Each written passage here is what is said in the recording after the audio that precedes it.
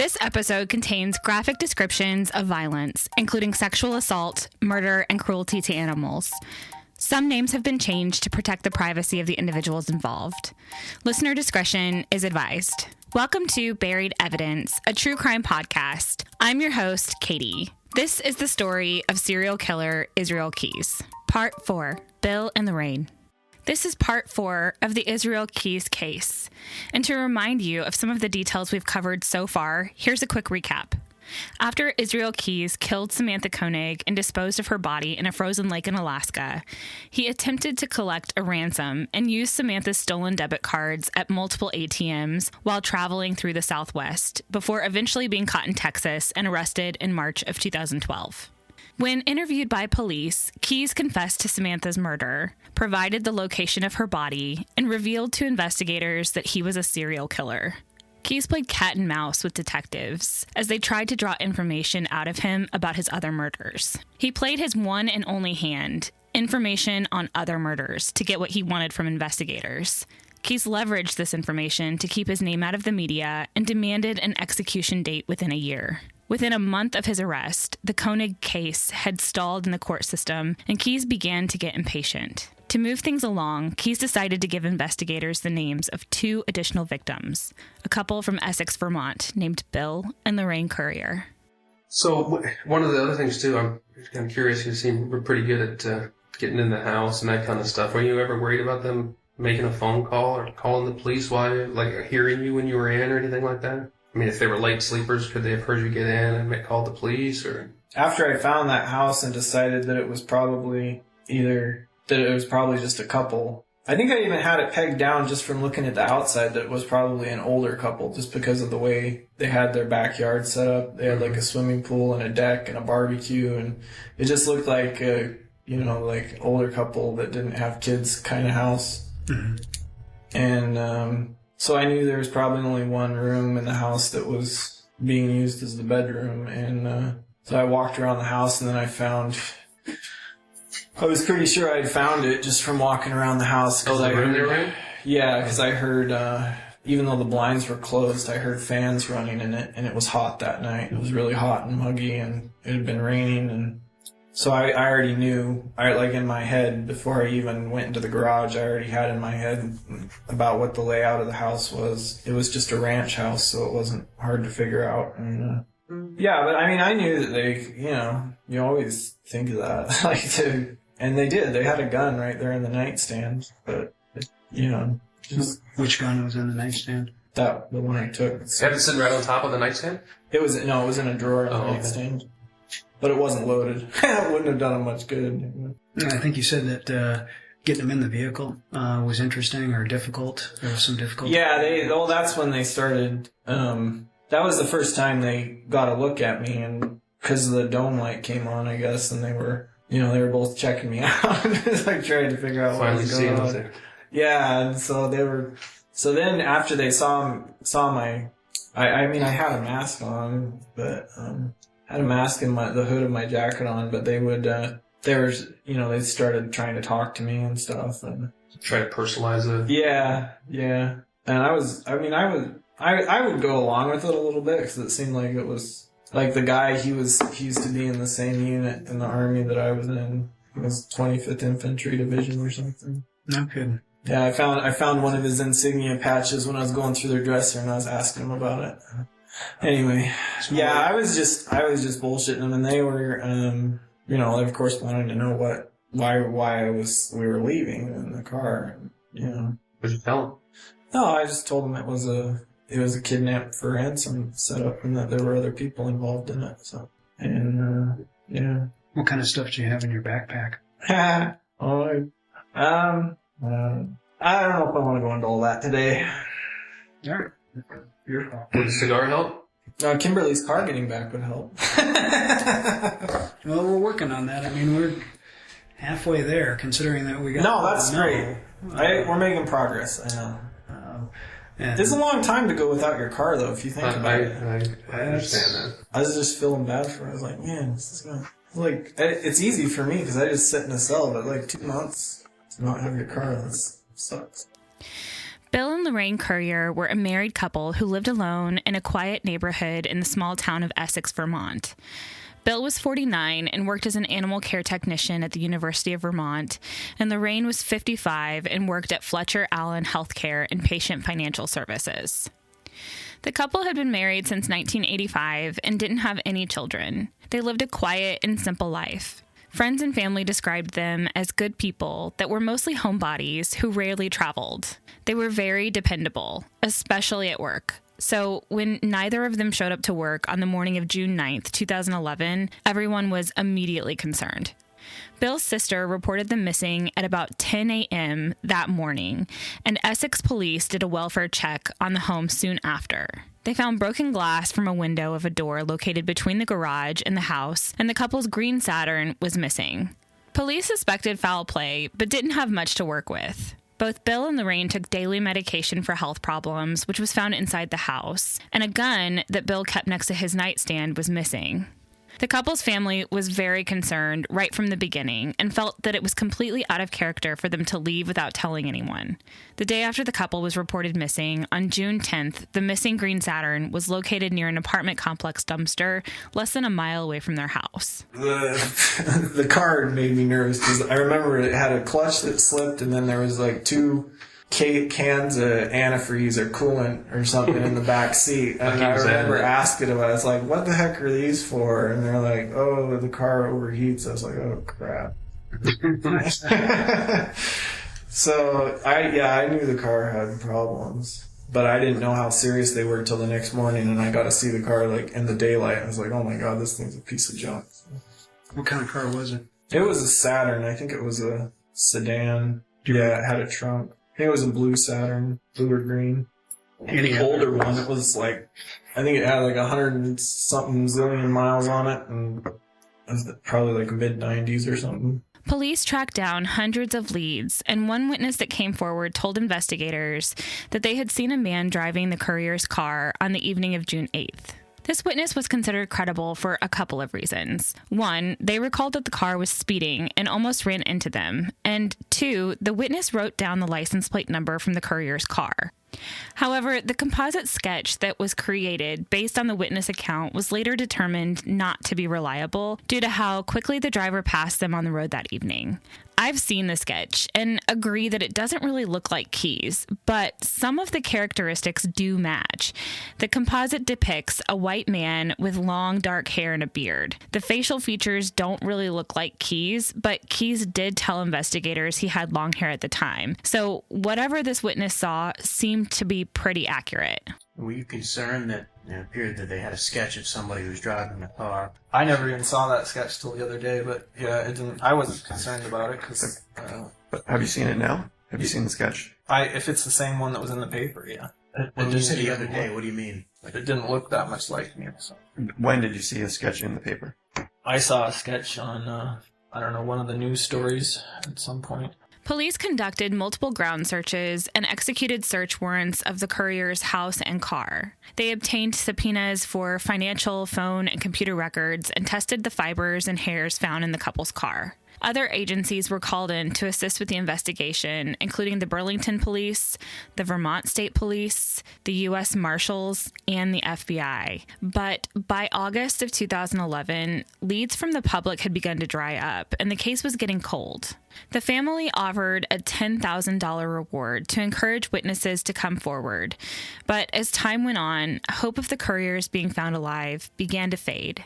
People in the community were calling the case a whodunit, but Essex Police Captain Brad LaRose said, quote, "And I follow that up with, who done what?" End quote. They had very little evidence, and what they did have hadn't led them to a suspect. Armchair detectives, with the benefit of 20/20 hindsight, so often pick apart investigations and expose every mistake investigators make in an effort to place blame when cases go unsolved. But in the case of the Curriers, it's clear that the Essex Police, along with the other agencies that were involved in the investigation, exhausted every lead they could to examine each piece of evidence and put it under a microscope to try and solve this case. One such detail that I found compelling from this investigation was the 40 missing miles from the Curriers' car. Investigators were able to determine that there were only about 40 miles unaccounted for on the Curriers' green Saturn when it was located.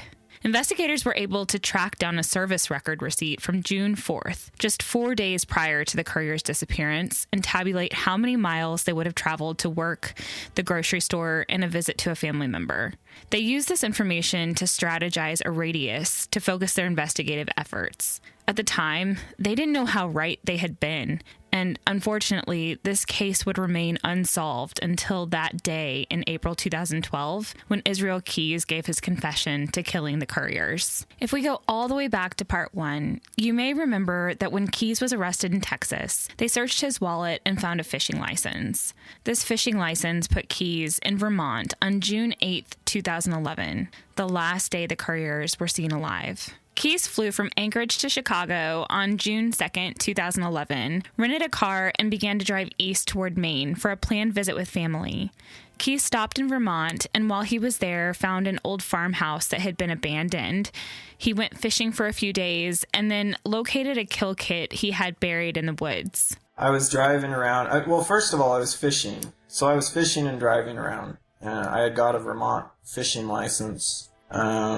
That was kind of my alibi for being there, I guess. And plus I just wanted to check out the area. So I was doing a lot of driving around, and I was looking for churches, houses, and I was in the motel that I had stayed at a couple other times, I think. And I was also in that area because I wanted to dig up those guns that I had buried there. They had been there for a few years, and I wanted to check on them, make sure they weren't full of water. And so I think the way it worked is I went fishing for a day, then I went down and found the guns, brought them back up to the motel room, and worked on them for a while, getting everything working again.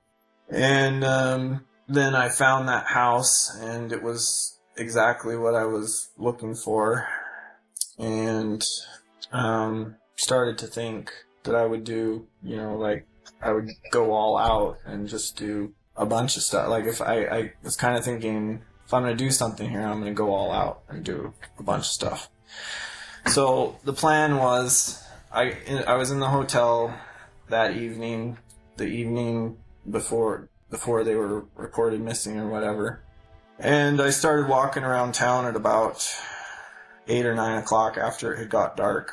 And I was looking for someone to carjack, because I had my backpack with me. It had a bunch of stuff in it, like cable ties and duct tape and some stuff for like blindfolds or something.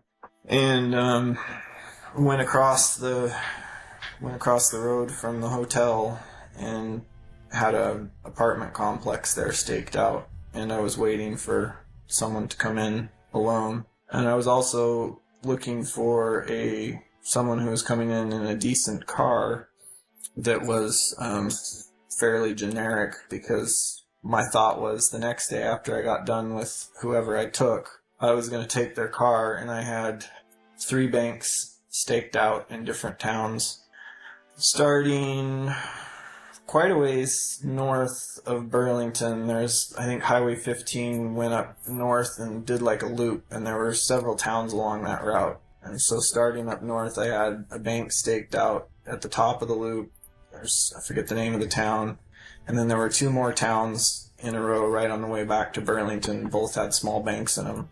My plan was to take whoever's car I took up to the furthest north one and hit that, and then drive back down Route 15 and hit the other 2 banks on my way back to Burlington, and then dump the car in Burlington and just move everything into my car and check out of the hotel and leave that day. So that's what I was had this apartment staked out. I was actually looking for a guy, and it was pouring rain, big lightning storm, and there was a guy who came in. He was in a yellow V-dub Bug, newer one, and he almost got it that night. If he hadn't got out of the car, he'd been about 5 seconds slower getting out of his car going into the apartment. He would have been the one that night. But like I said, it was raining, so I walked out of this little wooded area, and I was walking up behind his car, and he kind of, or walking along the line of cars towards his car, and he kind of jumped out. He had like a newspaper over his head, and he ran into the apartment, keep from getting wet. But yeah, that would have been my first choice, I guess. But I was waiting for the right opportunity. So when that didn't work out, I wasn't that worried about it. I just waited till later. Keyes was familiar with the area and stayed in the Handy Suites Hotel. As I mentioned before, Keyes traveled extensively, and investigators found that he had stayed in this hotel a few years prior to the Curriers' murder in April of 2009. This hotel was just a few miles from the Curriers' home, and on the evening of June 8th, 2011, Keyes trolled the neighborhood where the Curriers lived, looking for a house to break into in the middle of the night to abduct his next victim. He liked what he found with the Curriers because they seemed to be an older couple without kids or dogs. After cutting the phone lines, he waited several hours for the neighbors to go to bed before entering the home through the garage. When the carjacking thing didn't work out, I decided I was going to look for a house with a couple in it, with a decent car. And so I started walking through neighborhoods back behind the hotel. And I was looking for a house that didn't look like it had a dog. I was looking for a single car garage with no cars parked outside. And I was looking for a fairly easy way to get into the garage. And theirs was the first house I found that had all those things. Once I got into the garage, the car was unlocked, and I looked checked out the registration. I think I found out that it was registered to a woman, and I think there was something else in the car that had her birth date on it, so I knew about the age of the couple that was there. Did that matter? Yeah, I was also looking I didn't want to go into a house where there were kids. So I was checking for those things in the garage, like anything related to kids, and I checked the back seat of their car to make sure there wasn't dog hair and stuff in it. Yeah, once I found out that it was the right house, and I knew that they were home because I had walked around the house and I could hear some fans running in the bedroom, so I knew what bedroom they were sleeping in. And their house was locked up really tight. There was no way into the house. I got, even the garage door, the door between the house and the garage had a deadbolt. I was able to get the outer door. It had like a screen door. I was able to jimmy the lock on that one, but the door behind it had a deadbolt. So I knew I was going to have to break the window to get into the house, but I wasn't really worried about that because it was inside the garage. I didn't think anybody would hear. Was there a window between the garage and the house? Or No, it was just the window and the door. to the garage? Right. The man door was like between the house and the garage. The garage, other than the window, they had left a window open in the garage. There was one window on the side of the house that had a fan in it, and I grabbed one of their chairs in the backyard and took the fan out of the window and just crawled through the window. And then once I got into the garage and decided that it was the right house, the garage had a back door on it too, to the backyard, and I unlocked the deadbolt on that. Kind of checked out the neighborhood, made sure was checking out all the other houses around there, make sure that there wasn't anybody up. And the house right next door from the street, it would have been the house on the left. They had a dog that they kept letting out. It's like a big golden retriever or something. And it kept barking. And there was a guy who kept coming out and smoking cigarettes. So I just kept waiting. I just kept hanging out around their house. And then once it seemed like that house or that guy I don't remember if he left or if he went to bed or what. He wasn't coming out of the house anymore, and it seems like they'd locked their dog back inside. I went back into the garage, and by then I think it was probably 1 or 2. That's when it happened. So they were up in their bedroom. Yeah, it was a ranch house. So a first floor bedroom. Yeah. So choosing them kind of had more to do with the surroundings more so than you didn't even see them then prior to getting in there. to getting into the house. I think from there what was it sounds a like. picture in the car, maybe. Did that play any part in it, or was it Not so much. Okay. It more had to do with the one thing I won't do is mess with kids. That's another thing that kind of goes back to me starting to feel like I was losing control a little bit because I had never really thought that way until I had, and then after she was born, I didn't, something kind of changed in the way I thought, and I didn't want to do anything that would mess with kids or whatever. Sure, that makes sense. But other than that, it was never, until very recently, it wasn't really about that. Like I say, before them, I was looking for a guy to carjack. Mm-hmm.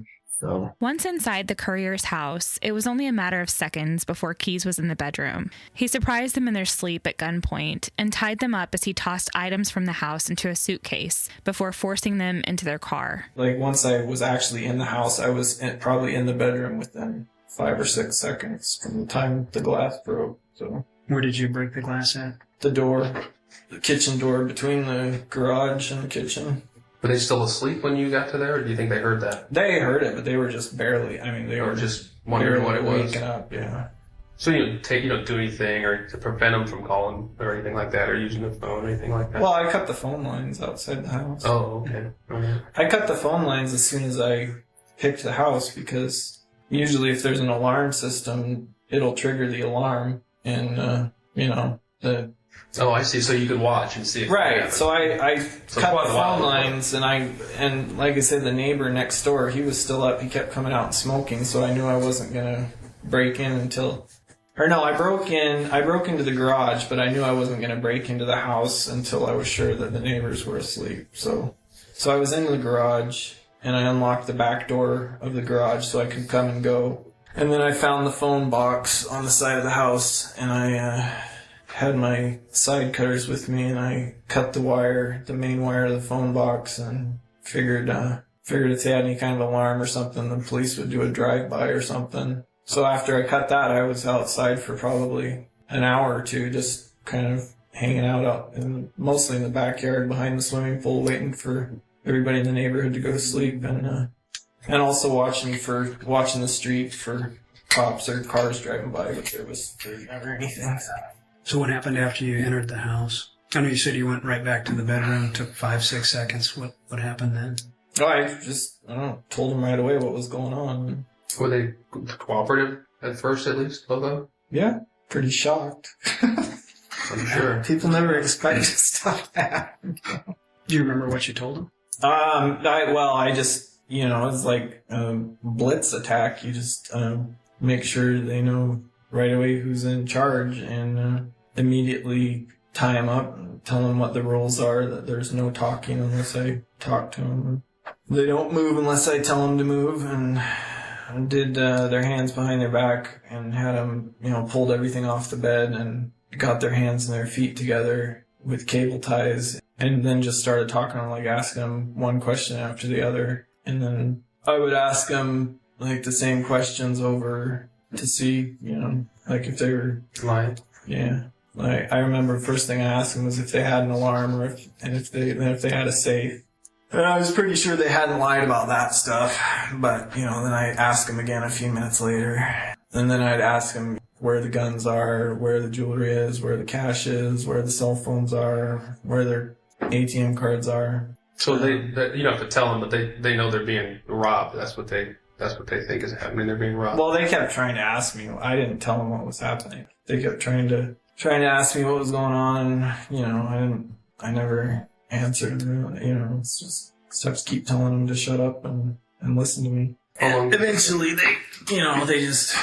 they're just quiet, and then I when I was going through the house, checking out the house and checking where everything was and getting everything loaded into suitcases and stuff, I keep peeking back in the bedroom. I had my headlamp on, but I would look back in the bedroom every once in a while to make sure that they weren't trying anything. Seems like at one time she started trying to roll over or something, and I think I grabbed her by the neck. They weren't taking the situation seriously enough, I guess, and that was a problem throughout the night that I was having. So, it surprised me. That they didn't take you seriously? Yeah, they didn't take me seriously. Why do you think that was? Well, I don't know. 2020 hindsight, it's probably because they didn't even know that I had a gun. I told them I had a gun, but they never saw me. Mm-hmm. You know, it's like anytime I was in the room, there were never any lights on, and so Just your headlamp. right. So I mean, if you look at someone with a headlamp on, you can't tell what they have in their hands. And Sure. plus, they were. I think they were just kind of in awe that it was happening. Like they couldn't believe it, and they kept, like wanting an explanation as to why it was happening. But yeah, she tried. It seemed like she tried to roll over. She was talking to him. She was like I could tell they were trying to make a plan and figure out what to do. And I like jumped up over on the bed and grabbed her by the neck and shoved her head down into the pillow and just told her I was, even when they didn't think I was watching, I might be watching, and no matter what they tried to do or what they said, it was only gonna piss me off. It wasn't gonna change anything for them. So after that, they stayed quiet for quite a while and didn't do anything. And then the next time I started having trouble with them was when I got them in the car. How long were you at the house there, do you think? How long were they bound at the house? I doubt I was in the house for more than 15 minutes. But there was a crowbar that was hanging in their garage. That's what I used to break the window on the door to the kitchen. It was a 24-inch crowbar, and it was hanging on a pegboard at the back of the garage. And after I broke the window, I think I just dropped it on the floor. And then when we were leaving, I picked up the crowbar and hung it back on the pegboard once I had them in the car. And I had her in the front seat, and her hands were behind her back. I had cable ties on them, and I think I had cable ties on her feet too. And once I had him in there, and he was kind of overweight and he wasn't in very good health, so I wasn't that worried about him. But I had his hands cable tied, and then I had a seatbelt on him too. And Was he in the back? Yeah, he was in the back on the passenger side, and like I say, they were wondering what was going on. So I don't know. I guess I just told them a story that I thought was somewhat believable, so they wouldn't freak out on the way out there. Told them I was taking them to a drop house, and there were other people that were going to meet us there, and they were convinced that I had the wrong people, and that they didn't. I think they thought it was a case of mistaken identity or something. They thought that they were, because I was asking them about drugs too when I was in the house. Took all their prescription. There was like some Percocets and Vicodin and stuff like that, but there weren't any illegal drugs that I found. And so I had all that stuff in the suitcase. So I think they thought that it was related to something to that. And so we were driving out to the house, and she started talking about I should start screaming, or I should start doing something. And I told her, I said, you're just going to piss me off because there's nobody around to help you. It was probably about 1 or 2 a.m. at that time. Keyes took the couple to an abandoned farmhouse he had found while planning the abduction. A quick warning here, the audio you're about to hear is Keyes' full confession to the sexual assault and murder of Bill and Lorraine Currier. And much like the confession Keyes gave about Samantha Koenig, it's graphic and hard to listen to. If you want to skip ahead, please skip ahead by 16 minutes and 42 seconds. Got out to the house, parked back behind the house there. And she was in the front seat, and I thought I had her pretty secure. Like I say, at that point I thought I wasn't really that worried about it. I think I even had the seatbelt cable tied together so that she couldn't just pop the buckle and get out. And my plan was to take him into the basement, tie him up separate, and then take her upstairs. There were these 2 queen-size mattresses in the upstairs corner bedroom. But anyway, I took him down through the outside basement access. There were those 2 big steel doors into the basement, and I walked him down there, found there was like an old stool, cable tied his hands down to the stool so he couldn't stand up, and then had the stool backed up against the wall, and thought I had it pretty well secured. Well, I mean, it must have taken me longer than I thought, because I came out of the basement, and she was standing right there by the door. She had got out of the car, She just had thongs on her feet, and she had somehow broke the cable ties on her hands and on her feet and got out of the car. She was almost to the road when I came out of the basement, and she saw me come out. She started running, and I tackled her on the lawn and, and roughed her up a little bit and tied her back up and took her upstairs. Had her lie down on the mattresses. I gave up on the cable ties. I don't know, it must have been a bad batch or something. They kept breaking, and so I didn't trust them anymore. So I took duct tape and made handcuffs out of that, and with her hands behind her back. I took the nylon rope and ran it between the mattresses, under the one she was on and on top of the other one, and then did a trucker's hitch and cinched her down to the mattress, then cut off the rope that was left over. She was feisty. She was like fighting the whole time. So I just kept tightening the rope on the bed. I had it set up so that it was just like a loop. You could pull the loop and then tighten the hitch. And I just kept tightening it, and I finally told her, like, if you keep struggling, I'm just going to keep tightening it till you pass out, because I think I had it around her neck. After that, she stopped. In my bag, I had some cuffs that I had made out of nylon, 1-inch nylon webbing, and I put those on her feet, on her ankles, and they had a loop on them. And I took the rope. There was the door of the bedroom was taken off the hinges. The hinge was still there on the door frame, and it had a pin in it. And I took one section of rope, tied it to the cuff on her left foot, and ran it around the pin on that hinge, and did another trucker's hitch. And then there was nothing to tie the other one to on the other side of the room. So I ran downstairs, and there was like a tool room off the back of the house, and found a section of pipe about 20 inches long. Found some big nails, like 4-inch 20-penny nails, and took that upstairs, and she was already struggling again, trying to get off the bed. She hadn't actually got off yet, and I took the nail and drove it into the window the side of the window facing the road there.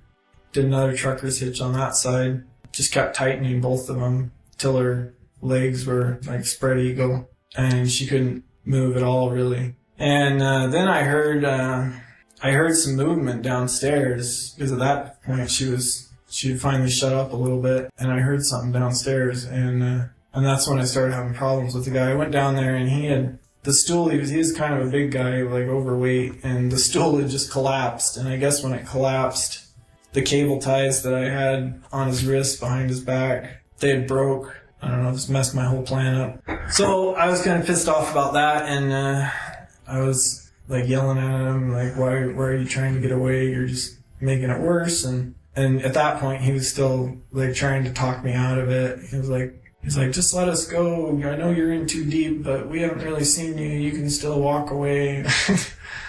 And I just kind of laughed at him. I was like, I don't know if I actually said anything, but in my head I was like, you don't even know how much planning I put into this, just walk away.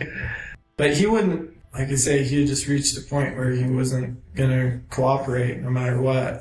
I had my 40 cal and I had a knife, and I didn't want to use the knife on him. It was like, well, you make a big mess, and so I think I just kind of grabbed him by the neck and pushed him up against one of the posts and put the knife to him, and he still, like, he had his hands out, but he still wasn't doing what I said. And then I started getting pissed, and I just told him, I was like, I have a gun upstairs, and, you know, if you want to do this the hard way or do it the easy way, it's up to you. He didn't really believe me or take me seriously or whatever, so there was a shovel in the basement, and I hit him with that a couple times, and he was still trying to wrestle with me and stuff, and I just came to the realization that, you know, he wasn't going to stop fighting, and so I knew I was either going to have to knock him out or just kill him. But by then I already had her all set up upstairs, and it was, you know, it was annoying me that I was having to deal with him, and that was part of the whole plan for taking a couple. You know, I had this idea in my head of what was going to happen, and she was screwing it up, I guess. So once I realized he wasn't going to let me tie him back up again, I just kind of gave up on that part of the plan. I was like, oh, I'm just going to kill him, I guess. I was gonna rape her, and I'm not gonna say what I was gonna do, but there was like a plan I had that he was gonna be involved too, and but once he wasn't tied up anymore, I just felt like it was kind of a waste of time, and so I went back upstairs. I like ran back upstairs, grabbed the 1022 out of the backpack. I didn't want to shoot him with the 40 cal because there was a cop car right across the road. I don't know if it was the sheriff's house or if his car was just there. Parked in the driveway or something? Yeah, it was a house probably only 100 yards away. And the 40 cal was loud, and I was paranoid about using it, so I ran back upstairs and grabbed the 1022, and I grabbed the silencer and put that on, and I was upstairs for maybe not very long, like 20 or 30 seconds, and she was still on the bed. She couldn't move anywhere at that time, but she could tell that things were not going well. I think I was cursing and stuff, and so like he kept yelling up after me up the stairs. He was like, "Where's my wife? What's going on?" And I was like, I told you you're not going to cooperate. You're going to do it the hard way. And came back downstairs, and he was standing at the bottom of the stairs in the basement still. It was like he didn't have any light, but I could tell when I came down the stairs, like he was trying to figure out like some way to fight me. He was like feeling around for something to hit me with, and I came back down the stairs, and I saw that, and I said, "Oh, you're still not going to cooperate." And I had the gun out in front of me, like pointed from the hip, had my headlamp on. He saw the gun, and he started to say something, and it just pissed me off, and I just started pulling the trigger. He threw his arms up, kind of crossed them in front of him, it seems like, and I actually saw, like in my headlamp, I actually saw the bullets hitting him, but it wasn't loud. You couldn't even really, I mean, if someone heard that gun, even if they were in the next room, they probably wouldn't even know it was a gun. It was that quiet. I just kept pulling the trigger. I pulled as fast as I could until the magazine was empty. So 10. Yeah. And, yeah, he didn't, he was still standing when the last shot hit him. Where did the shots hit him? Seems like two of them might have hit him in the forehead, or not forehead, but in the forearms. So like his arms were crossed in front of him, and then seems like at least one or two rounds, like the last rounds that hit him, he was starting to fall. It seems like they might have hit him in the neck or in the head, but for the most part, I think it was like the chest area, torso. I was surprised, like how fast he went down us, because it's just a 22, but I think he was in shock. It was like, I think he went into shock, because I don't think he was dead. Yeah, he hit the ground, and I knew he wasn't getting back up again. He was bleeding quite a bit. I don't think very many of the rounds, if any of them went through. If they find the body, they're probably going to find 6 or 8 slugs in it still. But I was pissed off after I had to shoot him, because I knew I was really proud of that gun. I was like, now I have to throw the barrel away. And so I was pissed off about that. But anyway, so after he went down, I checked him out for a couple minutes, just kind of watched him. And he had his eyes closed, so I don't think he was dead. But I waited long enough to make sure that he wasn't going to get back up or go anywhere. And then I went back upstairs, and I don't think she knew that I had shot him, but she knew that something had happened. And after that, at first she didn't, try anything much. But then once she realized that I was going to rape her, then she started fighting again and stuff. So yeah, I don't know. I don't know if I'm going to go into details of that part, but I had all the ropes and had a bunch of stuff with me. Like, I had stuff that I had been thinking about for a while that I was going to do, and I did it, and had her tied up a couple different ways, and the ropes were a big part of it, I guess. Big part of what? Just, I don't know, I guess you could call it the fantasy that developed over the years. It seems like I got more into the tying up part. I'm not sure why, really, but yeah, that was a good one. I had everything on that one. I had that rope, and then I had it's weird, because even though I knew I was going to kill her, I had all that stuff. It's more like set up like bondage gear, I guess you would call it, because I didn't want to just tie the ropes around. It sounds weird, but I didn't want to just tie the ropes around her ankles, because, it like cuts off circulation and it's really uncomfortable. And so that's why I had the cuff things made, but looking back, that's ridiculous, because I already knew I was going to kill her, and obviously, I was raping her anyway, so, obviously I didn't have her comfort in mind really, but it was just part of the fantasy thing, I guess. I just had it in my mind that was the way I was gonna do it. And I raped her, and she was face up like that on the mattress, and then I went outside for a while, and then I went upstairs and tied her up in a different way and raped her again. And then by then it was starting to get light, and there were starting to be like commuters driving on the road, and I knew that she could hear cars and stuff going by. I just didn't want her to try and get away again, like, when there were actually people around. She came really close to getting away and all that. She was almost to the road when I found she got out of the car. I couldn't believe that. After that, I almost wasn't going to use cable ties again because I didn't trust her. It was like, I think she was 50-something, and she was a lot stronger than she looked. I don't think I've ever broke one of those cable ties. But, after that, I think when I raped her the second time, I was worried about her screaming, so I made a gag, took a bunch of paper towels and some duct tape, put them in her mouth, and wrapped duct tape around her mouth. After that, she wasn't fighting anymore. I think she knew what was going to happen, and put all my remember everything that had touched her. I wore condoms when I raped her, but anything that had touched her, like the cuffs and everything else, I didn't want to throw them away, but I just decided I better, so I threw all that stuff. I had one of those big bags, and after I had her tied up, I had cut off all of her clothes, and I put all her, everything that had been on her, I put in that bag, and then grabbed the bag, walked her downstairs all the way to the basement. She was sitting on a bench down there. She was kind of out of it by then. She was, second time I raped her, I had choked her. I think she passed out for a little while, and then by the time I walked her downstairs, she was a little bit out of it. I don't know if she really knew what was going on at that point. Had my leather gloves on, and I think I took a piece of the rope and stood behind her while she was sitting on that bench and used it like a garrote and strangled her. I knew that she was gone.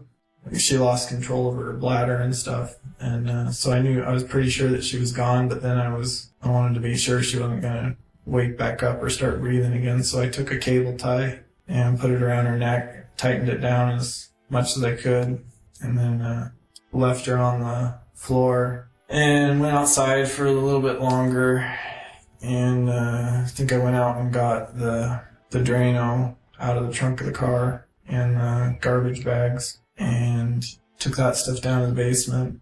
By then, I'm pretty sure the guy was dead, but when I moved him, I think it was just air coming out of the lungs, but there was like a groan or a sound or something. So I was thinking that, at first I was thinking, wow, how can he still be alive? But then I realized that just because he made a noise, it didn't mean he was alive. I don't think he was alive. Yeah, he was heavy. He was probably over 200 pounds, and he was kind of in the middle of the basement. There was a lot of blood on the floor. I think I grabbed him by the legs and pulled him back. I think I took his sandals off and threw him in the garbage bag I had down there, and dragged him back to the corner of the basement, and then bagged him up. And then she was quite a bit easier to move. She was over by the stairway to the downstairs, but I just dragged her over and bagged her up. They were right, like, side by side when I left him there. After I had the bags on him, I pulled the bags back, dumped a gallon of that Drano on each of the bodies, mostly on like the hands and the chest and face areas, because he had been, I'm not sure, the Drano was like overkill, but I was thinking I was gonna stop and check on him on my way back through, but I guess it was daylight when I drove back through that area, and I didn't want to stop at the house and didn't want anybody to see me at the house in case they found the bodies or something. But I guess I was curious to see what the Drano was gonna do, so that's what I was thinking. I dumped it on him and then bagged him, like pulled the bags back over him. But before I had her, before I did that, I took everything off of her. I had my side cutters, and I cut the cable ties and handcuffs and duct tape and all that stuff off of her. And so I think the only thing that, because he still had his shorts on, that was it. Bagged everything up and thought about trying to round up all the shell casings that were all over the basement, but then it was too big of a mess, so I just gave up on that and just figured I'd throw the bolt of the gun away too. And I had them back in the corner, and there was all kinds of trash over on the other side of the basement, like shelves, old shelves, and ducting, mostly wood debris and stuff. By then it was too late in the morning. I didn't want to torch the house because there were too many people going by. The fire department probably would have been there right away. So I just decided just to pile all that stuff on top of them and hope that nobody found them right away. And that's what I did. And by the time I left, it was, I don't know what time it was. It was light out. You said that you were kind of gathering stuff up, putting it in suitcases and stuff at the house. What kinds of things were you gathering up? I grabbed a bunch of her lingerie and went through a lot of their dressers, drawers and stuff just to kind of try and figure out stuff about them, and grabbed everything, all their financial stuff was in her wallet, and I think I grabbed her purse and emptied out all their jewelry. Their wedding rings were sitting on the coffee table. I think I just threw all the jewelry. I didn't really look at the jewelry when I was in the house, but then when I looked at the jewelry later at the motel, most of it was so bad, I just tossed it. I just threw it out with the rest of the stuff. I think there were a few things I held on to. Where did you throw the stuff out at? Almost everything went into that dumpster, the motel I stayed at. I forget what I'm sure you guys have that.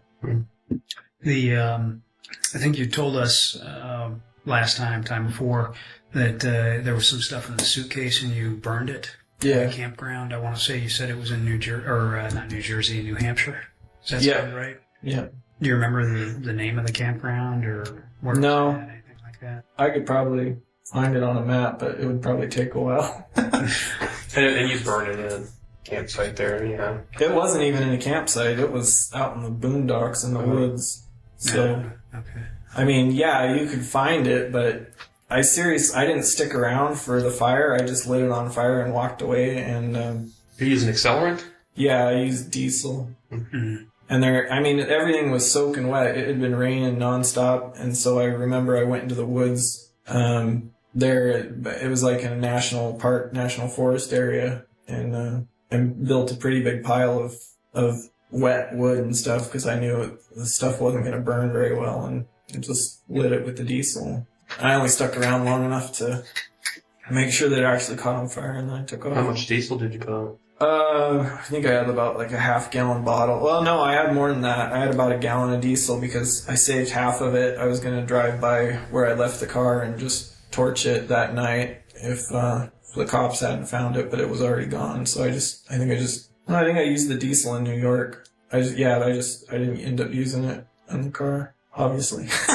What did you use it in New York for? I don't remember. Just starting campfires or something.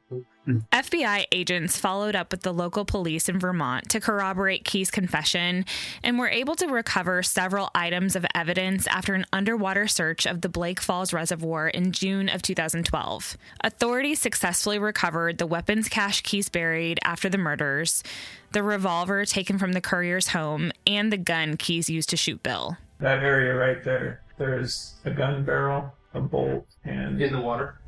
Just tossed in, or is there... About no more than 30 feet off the shore, right where that little inlet is. That inlet right there is where the creek flows into the reservoir. I was fishing there.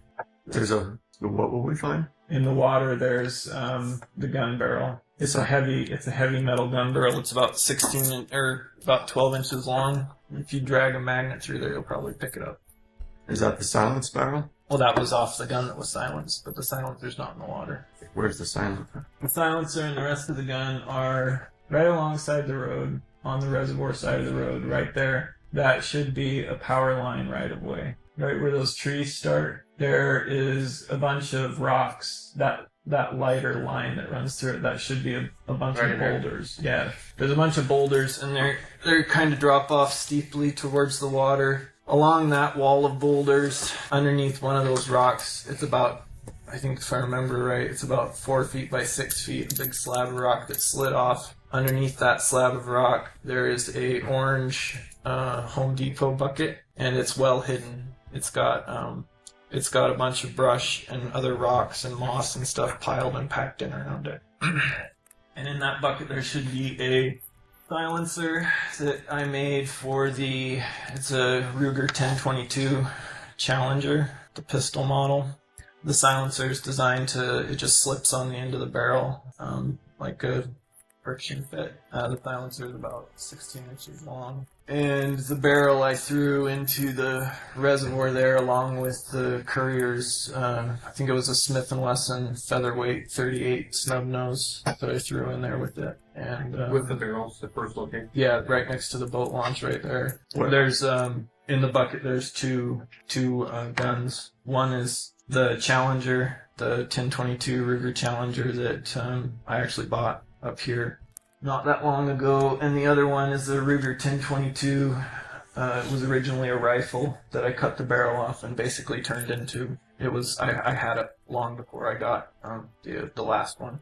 There's no silencer for that one, but it's in the bucket too. The Challenger doesn't have a bolt in it or a barrel on it. I took that stuff off because there's shell casings and bullets on the body of that basement. When you put them in the Home Depot bucket, were you putting them there so that you could come back for them later? Yeah. And the ones you threw in the water? Oh, originally I was going to keep the .38 revolver that I took from their house, but I was anticipating that the bodies might be found, which I knew that once they were, they would have record of that gun, so I decided just not to risk it and toss it.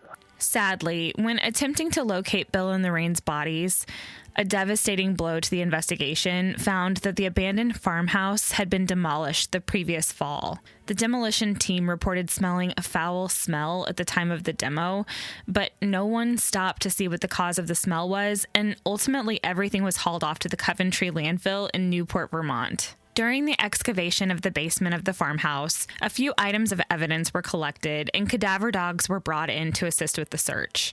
The dogs hit on a few pieces of cloth items recovered, and a blood reagent solution was used on the floor. Areas that illuminated were swabbed and sent for testing. In the end, their attempt to locate the Curriers' bodies by digging out the basement of the farmhouse was unsuccessful, and investigators were led to the Coventry landfill to try and locate their bodies. Incredibly, investigators found a pair of eyeglasses in the grass at the farmhouse that were later determined to have belonged to Bill Currier. Investigators contacted Bill and Lorraine's optometrist, who reviewed their records. He had last seen Bill 4 years prior and kept a record of the type of frames Bill had purchased and used a machine to read the prescription. The glasses matched the style and prescription on record for Bill Currier. So what is the deal with the Curriers as far as the investigation? I mean, where are they at, the people back east? They're still digging. I mean, the FBI's not here today, otherwise they would give you the briefing, but they haven't found the bodies yet. You're kidding. You sure they have the right house? I think so. We could get out Google Maps and go over it again, but... This article I read, it said they quit digging like a week ago Friday or something. They're still looking, I guess is what I'm saying. And well, you just said they haven't found the bodies. They haven't found the bodies yet, so they're going to have to keep looking. It wasn't that big of a house. Well, I think what the concern is that they may not be in the house anymore. The house was demolished and stuff was carted away. When they did the demolition, they were digging everything out. Oh, that is crazy. Well, what do you think? What are you thinking about that? Any other things you want to tell us to help about it, or? Oh, I'm thinking when you say they're demolish it and we're digging it out and hauling debris away, that means that somebody was probably sitting on an excavator and loading up dump trucks. I'm just amazed that if they actually dumped the remains into a dump truck, nobody noticed that. But that's a little hard to wrap my head around, but whatever. Well, how about this? Why don't I give you an update on that the next time? If you want to talk, we'll get the FBI in here and they can tell you what's going on in Vermont. Okay. They're keeping. I think what I wanted to emphasize about that is you haven't heard. The news has been kept very, very quiet on that. Right. So, which is something that you were interested in. No, I didn't want to know the news stories. I wanted to know the inside. Oh, you want the full inside scoop? Yeah. Yeah, exactly. Yeah, no, I understand. Well, I put them there. Come on. I should get to know what they found, or if they found anything. It was determined that the bodies were likely deposited in the landfill sometime between October 25th and 27th of 2011. This timeline helped investigators establish an approximate location of where they thought the bodies would be. After receiving approval to begin their search, workers would perform the grueling task of wading through literal hot garbage to try and locate the bodies of Bill and Lorraine Currier. A report in the case file noted that the landfill mixes treated solid human waste with the trash it receives, and that the heat coming off the trash would be approximately 90 to 100 degrees Fahrenheit at the start of the search. Most of what you find while reading through case files are facts and details that can be cataloged and organized to create a cohesive narrative about what happened in the course of an investigation. There isn't much emotion tied to case reports, affidavits, and evidence logs. It's my job as the storyteller to add the needed context that brings in the emotion of what really went down between the pages. But every once in a while, the emotion of a moment can't be removed. It's just so real and raw to the people who are invested in solving these cases and bringing justice to the grief-stricken families. That moment jumped off the page when I read about the search for Bill and Lorraine Currier's bodies in the Coventry landfill. On June 14th, 2012, Flag Day, members of the evidence recovery team who had been searching for the Currier's bodies for weeks found an American flag amongst the filth in the landfill. It was decided to fly the flag right there in the middle of all the garbage, and it remained there until the search concluded. It became a symbol for the people who spent their days tirelessly searching in what I can only imagine had to be the worst possible conditions. When the search ended, the Albany division of the FBI kept the flag and put it on display in the FBI office to memorialize the search and to honor the Curriers and the people involved in trying to find their bodies. The search for the Curriers' bodies in the Coventry landfill began on May 7th, and the initial timeline established for the search was for a period of just 10 to 15 days.